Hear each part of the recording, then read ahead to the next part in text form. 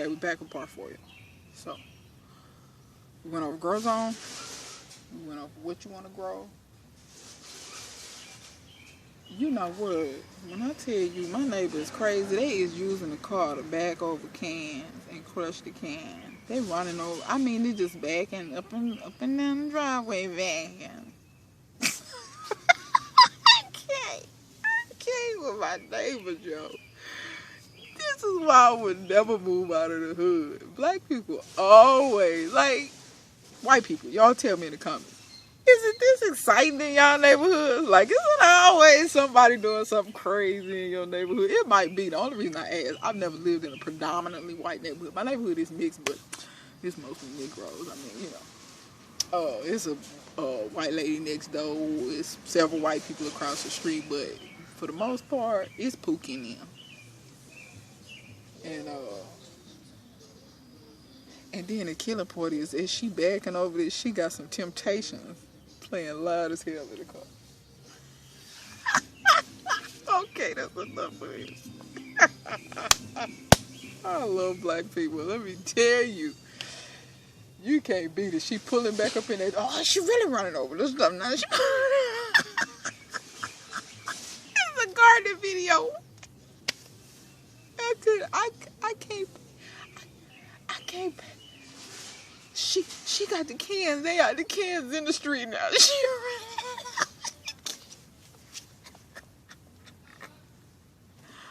I tell you, you cannot.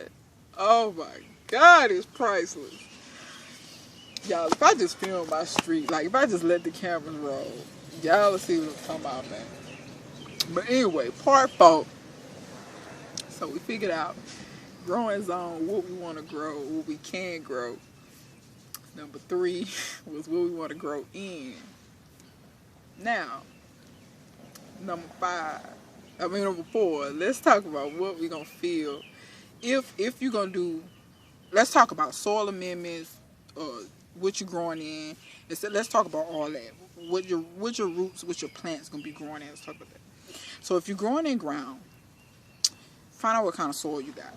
If that's the decision you made. If you're growing in ground, find out what kind of ground you got. Is it sandy? Is it loamy? Is it clay? Is it beautiful, fertile topsoil? You know, find out what it is. Is it naturally, does it get waterlogged? Like, is it in a basin, like where water's going to collect when it rains? Or is it on a hill where water's going to run off and it's going to tend to be a little drier? Or is it perfect to where, you know, you're not going to have to, really, it'll retain water, but it pretty much stays how you want it. Find out those things. If you're deciding to grow in a raised bed, let's figure out what we're going to fill it with. My suggestion is to use a mix of things. I want to put this out there if you don't know. Go to your big box stores, and when they have those ripped bags and those bags that are torn and damaged, those bags are going to be on clearance, should be discounted. If they're not, ask for a store manager. Just ask. Just, be kind about it and ask. And generally, the store already counts that as a loss. Once that bag is damaged, they pretty much count it as, we ain't going to get our money back for that bag. So if you're willing to get them a little something, they will gladly sell you that bag. They will gladly tape that sucker up and sell it and load it up and sell it to you. Okay? So that's a way for you to get some things. And that could be anything. I mean, if they got some peat moss that's damaged, if they got some soil, compost, topsoil, any of that stuff, if it's damaged, they're going to give you a discount. How much of a discount? It's going to depend on your area. It's going to depend on, that store's particular rules or whatever. And sometimes it depends on how nice you are. Because I ain't going to lie. Some managers give me more discounts than the others. So go in there looking nice, ladies. Well, it depends if it's a manager's woman. Anyway. Use what you got. But anyway. Yeah, so, just, do what you need to do. Be nice. Go in and ask. I'll let you be creative with the rest of that. If you decided you was going to buy raised beds or what have you, I hope you looked and seen what site, how much it's going to cost you. You know what I'm saying? Keep an eye on how much this is costing you, because at the end of the day, the more money you spend, whatever you grow, you paying for that. All this you paying for. You know what I'm saying? You can't always look at gardening as, oh, it's completely free. No. If you pay for seeds, that's money. If you pay for a raised bed, when you starting out, that's usually when most of your cost is. Usually once you get rolling, you're not going to have a lot of costs. Like after I got rolling, I didn't have a whole lot of costs as far as gardening. You know what I'm saying? My costs, matter of fact, every year I try to make them go down and down and down. So, you don't want to be growing tomatoes and it costs you $45 per tomato to grow them. You feel what I'm saying? You could have went to the grocery store. Just saying. So, be tallying that. So, once you figure out, oh, is it clay soil? Is it loamy soil? Is it, figure out what soils, clay soil tends to hold water, but it tends to get compact and really tight. Sandy soils tend not to hold water, but they tend to be very loose and kind of sandy. They usually wash away pretty easily too, depending on your environment. Loamy soils are usually kind of, people like loamy soils. It's loose enough to hold enough water, but it still drains well. Loamy soils are really kind of what people like to grow in.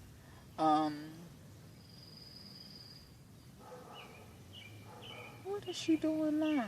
Lord, she done went up the street.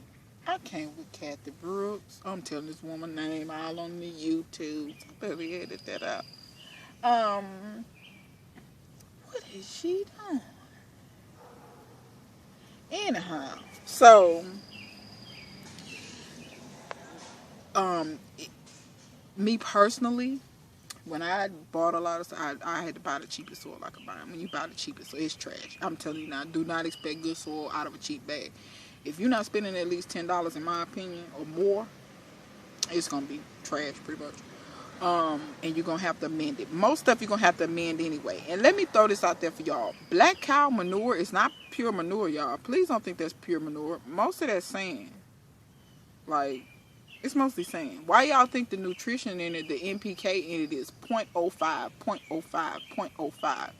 There's no manure on the planet that's 0.05. It's not even 0.5. It's 0.05. That means it has hardly any nutrition. So once again, don't go buying this stuff thinking it's a ton of nutrition in it.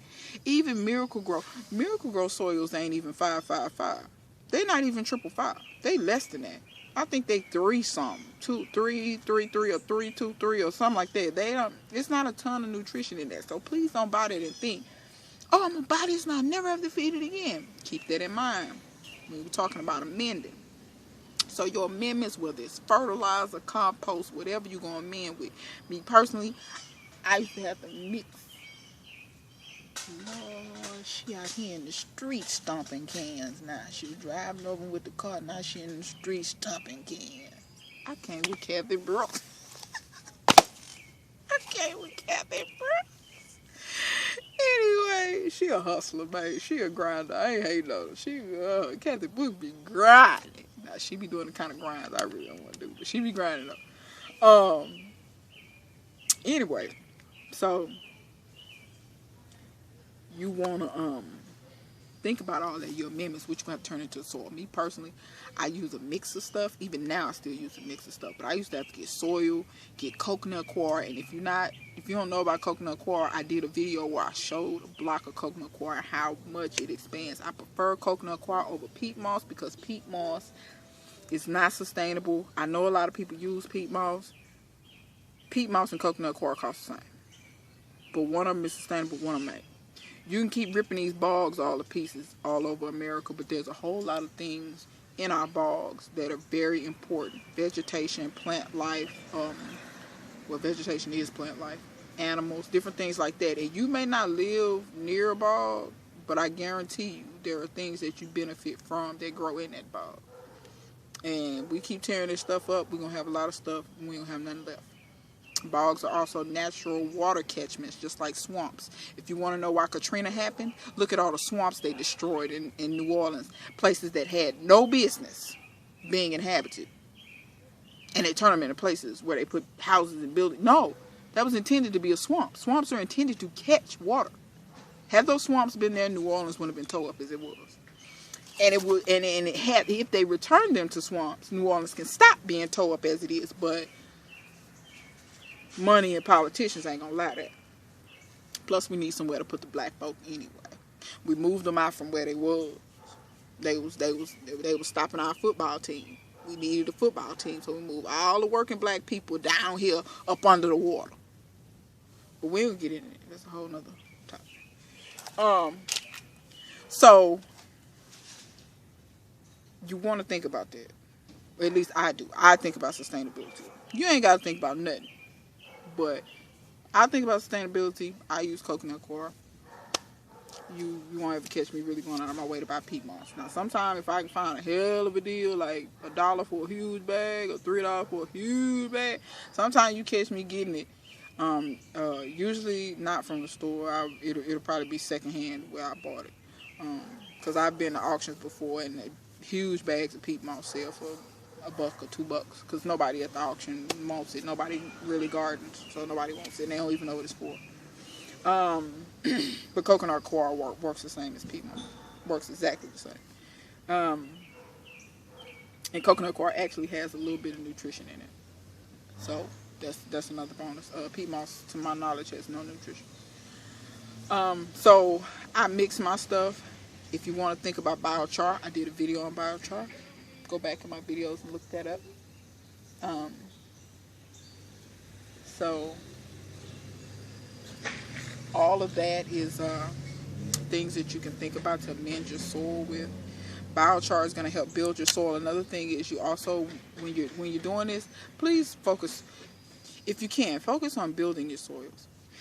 You don't want to sit up and have to be constantly fertilize. Now, I really don't even hardly have to fertilize that much because I've built my soil. When you don't build your soil, you're constantly fertilizing. It's almost like paying a cell phone bill. As long as you gardening, you're going to be buying fertilizer. But if you build your soil, I'm not saying you'll stop buying fertilizer, but you won't have to fertilize as much. And the free fertilizers that you make will last and go a whole lot further before you have to buy something. I think I buy fertilizer once every 2 years, pretty much.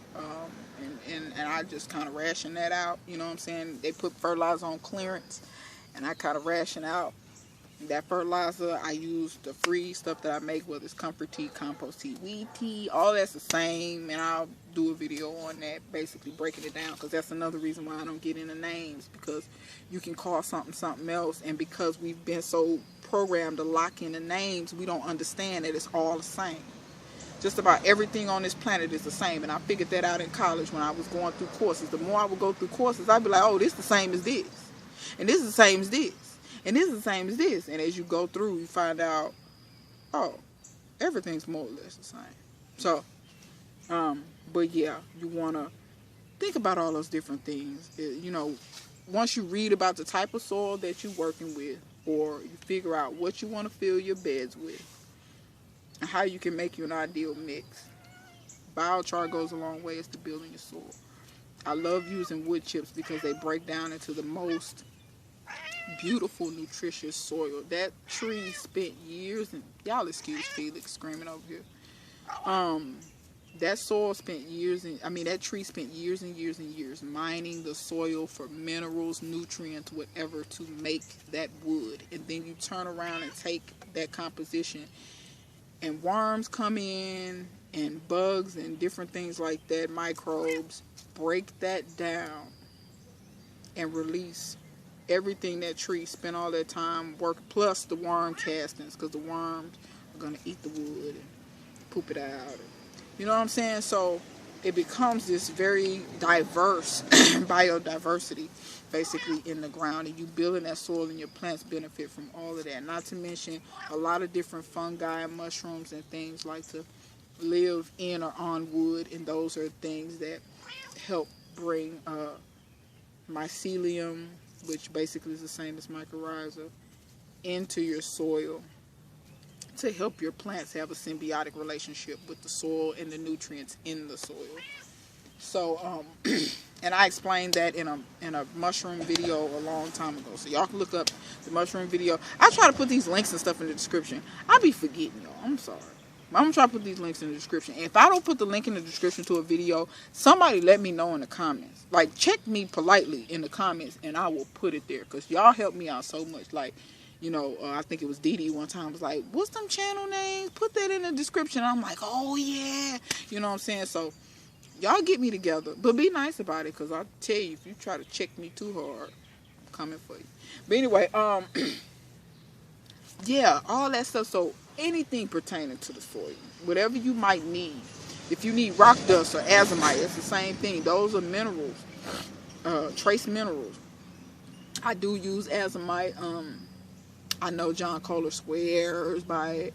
I'm not going to say I noticed a huge difference, but I think it takes time as well, because it takes time for those plants to actually be able to uptake those nutrients, because nutrients have to be in a certain molecular form for plants to even take them in. It's just like humans. Certain stuff that we eat, you're not going to take in because it's not in the right molecular form.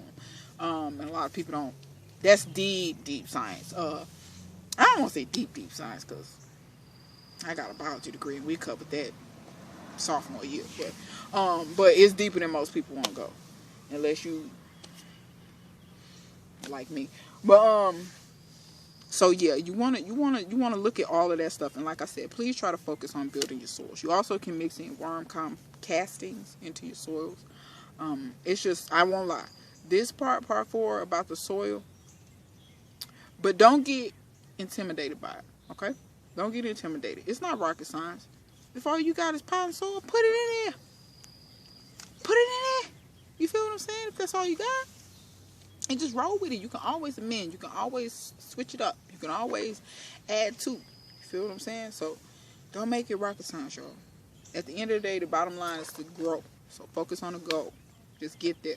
You know what I'm saying? Do your research, but at the end of the day, get there. You feel what I'm saying? So y'all stay tuned. Part 5 on the way. Okay?